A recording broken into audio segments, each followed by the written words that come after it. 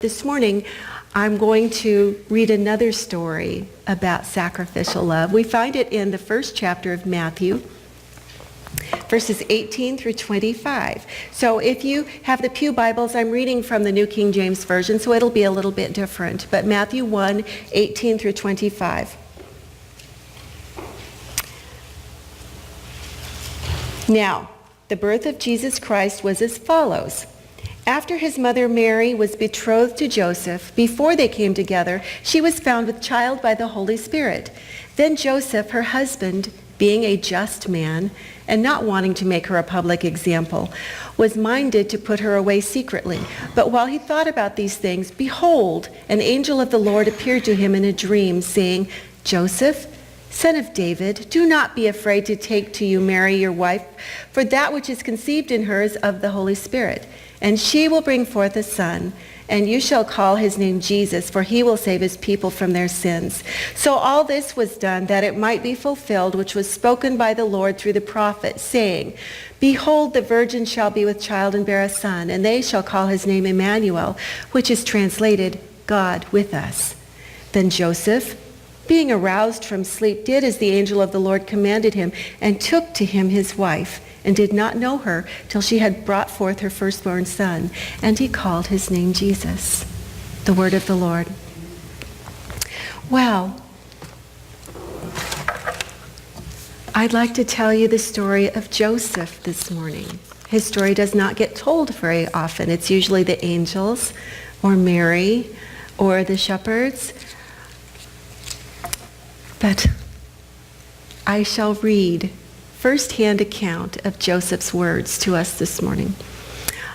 I'm not usually on center stage. In fact, I'm a man of few words, so that's okay with me. In fact, only the disciple Matthew had anything really to say about me, and Luke a verse or two, or Mark a verse or two, but Luke and John, well, I played only a small part in God's story, but it was important, nevertheless. Let me tell you a little bit about me. My father was a carpenter, so naturally that is the skill that he taught me, carefully taught me, and that I expected to pass on to my sons as they became old enough to do it. It's a useful skill. Everyone needs household items created and repaired, and it's an honest way to make a living. I enjoy looking at a good piece of wood and imagining what it can turn into, what I can do with that. It will help make someone's life easier, or a little bit more interesting, or a little bit more enjoyable. I take a humble pride in my craftsmanship. I try to keep it humble because I know that God gives me that skill, and that God allows me the health to take advantage of it. I was born in Nazareth. It used to be a beautiful little village, but after the pagans started putting up altars to their no-gods and the Romans overran us, it became known as a town of very loose morals. In fact, John mentions that in his writing when a man named Nathanael met Jesus and heard that he was from Nazareth, and he said, "What? Can anything good come from Nazareth?" My father Jacob and my mother also taught me from very early on to fear God. In fact, from as early as I can remember, this is what we talked about at home. The Sabbath and worship are the most important parts of our lives. Moving our days according to God's commands are what keeps us grounded, keeps us secure, keeps us holy. That's my greatest desire. To keep all of God's commands, and by doing that, to please God. I was known as a tzaddik, which means that I did everything with my whole heart to follow the laws of Moses. The things that I ate, the way that I washed, the people I talked to, when I talked to them, everything. In fact, Matthew called me a righteous man, which is a little bit embarrassing. But the Lord means everything to me. Our family can trace our line all the way back to King David, he who is called a friend of God. This is something that can help to make us feel proud, but it's also a cause for shame because our lineage includes kings who were not so righteous, if you know what I mean. When I was a young boy, my family made arrangements for me to be married to a young girl from another family they knew. That's just the way we do things here. So we grew up knowing each other. When we got old enough for the marriage to take place, our families threw us an engagement party. We signed a contract in front of 2 witnesses, and her father made a down payment to my father on her dowry, and I made a gift for Mary. We were to be engaged for a year. Some people called us a betrothal. We were kind of already married, except we didn't live together yet. We wait for the wedding ceremony for that. That is God's way. I didn't mind the waiting, though. Mary was everything I had ever wanted in a wife. She was as beautiful inside as she was out. The Lord was her devotion as well as mine. So what more could I want? While we waited that year of our engagement, I made things for Mary and our house, and she saved them. We were very happy. Then one day, she went to a neighboring village to visit her cousin Elizabeth. Elizabeth and Zechariah were very devoted people, devoted to the Lord, devoted to each other, but they had never had any children, which made them sad. Zechariah was actually a priest, so it was puzzling why God had not blessed them and answered their prayers for a son. Anyway, when Mary came back from visiting her cousin Elizabeth, she told me some very strange news. I couldn't tell if she was excited or not. She seemed different somehow. She said that Elizabeth was pregnant. Not just pregnant, but very pregnant. And this was really strange. The really strange part, Zechariah had become mute.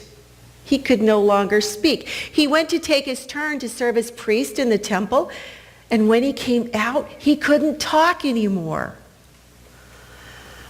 Then Mary got to the part that was troubling her, as if all that wasn't strange enough.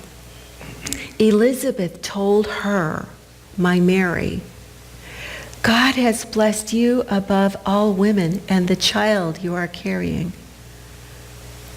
When Mary said that, my knees started trembling and I had to sit down. What was she talking about?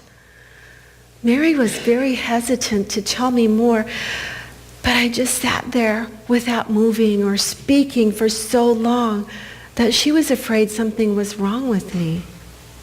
Something was wrong with me. She had just spoken words that could mean our divorce. Or worse, if Mary was going to have a baby and I knew that I wasn't the father, that could mean she could be driven from our village or put to death. According to the laws of Moses, that's what happens. Mary and I had followed God's laws our whole lives, so what could she not be telling me? As I sat there waiting for Mary to explain, tears began to roll down my cheeks, and I could not contain my grief. The longer she remained silent, the more my heart broke. How could this happen? We had our whole lives planned. How could she do this to me?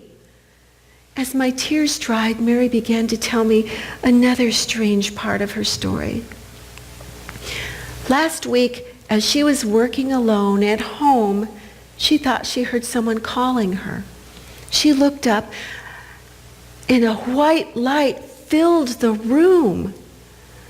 She was terrified, but this great white light spoke to her. It said, "Greetings, chosen woman, the Lord is with you." She was too shocked to say anything and too frightened to move. Then this white light told her not to be afraid and that she had found favor with God. That part was good, at least, but more was coming. This being told Mary that she was going to have a baby even before we were married, and that she would have a baby boy, and that she was supposed to name him Jesus, which means our God saves. then he had to be an angel, right? Told her that this baby would take David's throne and be called the Son of the Most High and rule over Israel forever. His kingdom will never end. What kind of craziness has come over her?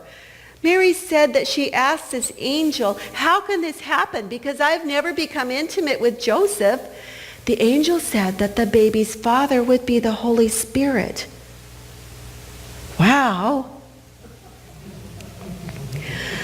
Then Mary said that after she heard all of this, the angel told her that her cousin Elizabeth was becoming pregnant in her old age. I guess that was kind of to give her proof about all this insanity.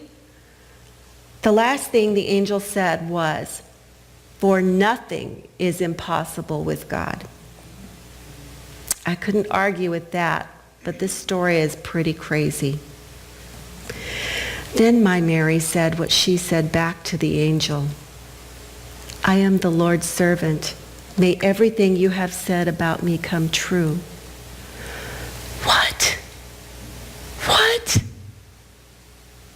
Once her belly starts to grow, she might not even live long enough to have this baby.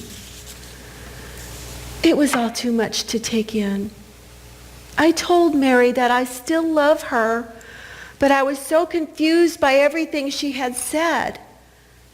As I left her to go back to my home, I turned to look at her. Her face was glowing with an excitement or a contentment that I had never seen there before. My only thoughts were about how could I save her life and maybe even her dignity, because I loved her so much. I would have to divorce her. I couldn't raise another man's child, not where we lived. All these thoughts continued swirling around in my head as I went home and finished my work for the day and tried to go to sleep that night. Now for my strange part of this story. That night, a heavenly being, it had to be an angel, right? Came to talk to me. I don't know if I was dreaming or if I'd even gone to sleep yet. This angel called me by name. He knew my name. He told me to continue with our plans and to marry her. After all this, he told me the same thing that Mary had told me, that the baby, this baby that my Mary said she was pregnant with, was created by the Holy Spirit. How do you argue with an angel? In the morning, I went straight to Mary and told her what had happened to me during the night. And we continued our marriage plans just as before. I don't pretend to understand any of this. Why us? But do we really understand the ways of the Lord? So I loved my Mary. I took the best care of her that I knew how. And when the baby was born, we named him Jesus. Because after all, how could I spend my whole life following God's laws and then not do the one thing he asked me to do? Well, that's my story. I loved God. I loved Mary. And then I loved that baby. It wasn't easy facing the skeptical looks in town. But when you choose to love somebody, you take the good, the bad, along with the good. I hope that if people remember me, Joseph, the smallest part in God's story, they will know that I loved. And that sometimes loving hurts, but it's always worth the cost. Especially if that love is a gift from God. This morning, we celebrate this family here. We celebrate God's love to us, God's love through us. That love that gave us everything and then asked us one thing in return, that we give God ourselves.